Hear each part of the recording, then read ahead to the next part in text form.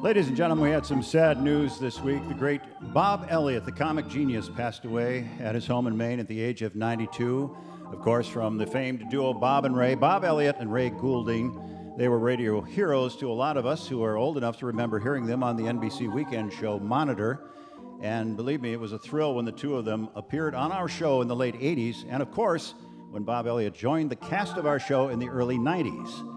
So we thought we'd salute Bob's memory with a little sketch, most of which is stolen from Bob and Ray's work, as we take you now to our man on the street, Raleigh Daniels. All right, thanks, Tim. Thank you. We're out here on the street with a gentleman.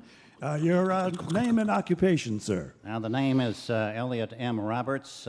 I'm the winner of the most beautiful face in radio contest. I see. And what does the M stand for, Mr. Roberts? Well, it stands for Mr. Oh, I see.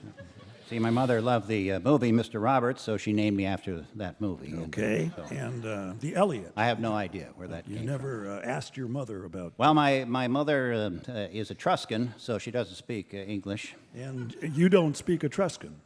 No, have you heard Etruscan? I have not. Yes. Well, you haven't missed much, believe me. It's how do you keep your face so youthful looking, Mr. Roberts? Well, I maintain my youthful glow and neatly chiseled features and startling blue eyes by listening to, believe it or not, radio shows like this one. What's the name of it again? This is a Prairie Home Companion. I see, yes. And when is it broadcast? Saturdays, 5 o'clock Central, 6 o'clock Eastern. Well, that's when my cribbage group meets, so I'm afraid... Well, we're talking to Mr. Roberts, the winner of the Beautiful Face Contest. Yes. I can't help but notice that you're rather bald. Well, that's Mr. correct. Roberts. They don't care about hair in the contest. Basically, it's just from the forehead to the chin that counts. Their hair doesn't come into it at all. So, So what sort of work do you do when you're not entering a Beautiful Face Contest? well, so many things, actually. I operate a four-leaf clover farm.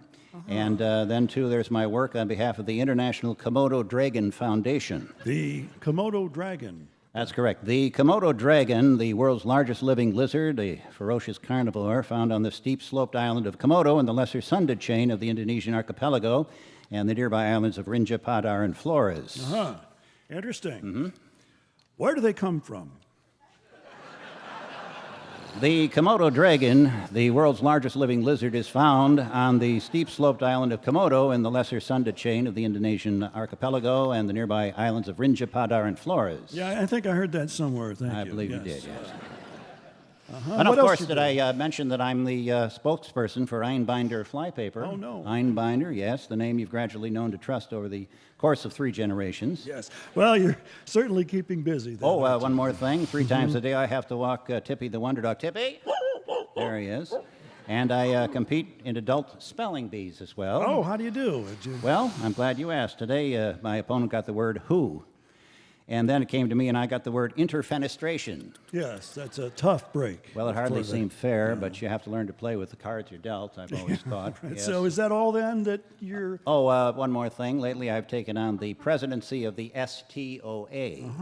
STOA Yes, the Slow Talkers of America.